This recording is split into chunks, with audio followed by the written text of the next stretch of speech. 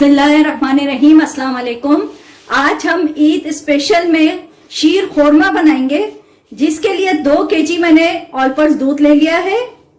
Dry fruit अपनी पसंद के हिसाब से है, 4 से 5 अदद इलायची है। मैंने ड्राई फ्रूट में पिस्ता, बादाम और किशमिश ली है। आप लोग काजू भी डाल सकते हैं, आप छुआरे डालते हैं। मेरे बच्चों को पसंद नहीं है इसलिए मैं डाल नहीं रही हूँ, वरना छुआरे नीम गर्म पानी में थोड़ी देर भिगो के उसको काट के वो भी डाले जाते हैं।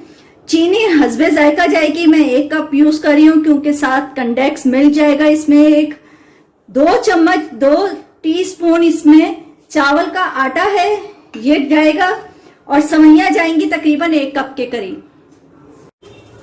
सबसे पहले हम देगची में दूध डाल के इलायची डालेंगे और इसको कड़ने के लिए रख देंगे। यानी इसको हमने इतना पकाना है कि दूध का में थोड़ा सा कलर चेंज हो जाए, इसकी वाइटनेस खत्म हो जाएगी और इसमें हल्का सा येलोपन आ जाएगा।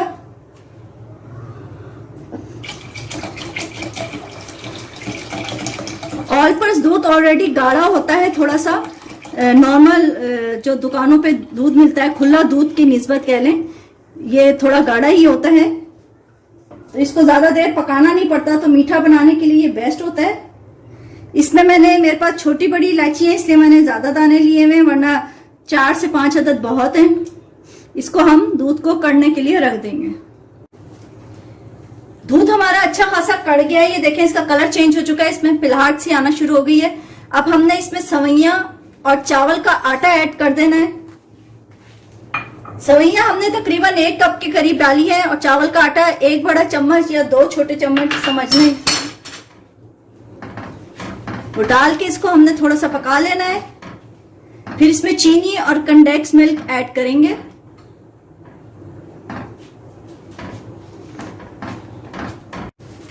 सवैयां और चावल का आटा जो हमने डाला था वो पक गया है। अब हम इसमें कंडेंस मिल्क ऐड करेंगे और साथ ही हम चीनी भी ऐड कर देंगे।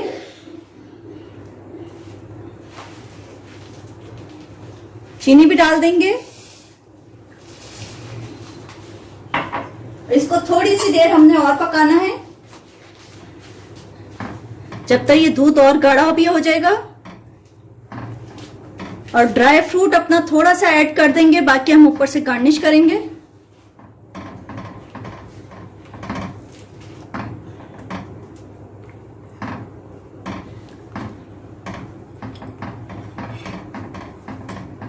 बादाम, पिस्ता और किशमिश मैं सारी इसी में डाल रही हूं।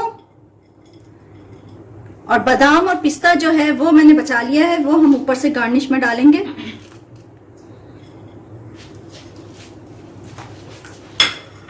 बस इसको हमने 10 से 15 मिनट तक और पकाना है। और इसकी आंच हमने बहुत तेज आंच पे नहीं पका रहे हैं, हल्की आंच पे ही पकाएंगे।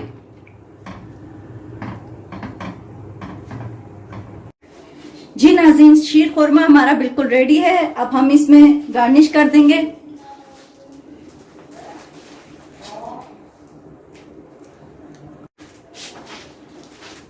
जी नाज़रीन, शीर खोरमा बिल्कुल रेडी है। उम्मीद है आप लोगों को ये रेसिपी पसंद आई होगी।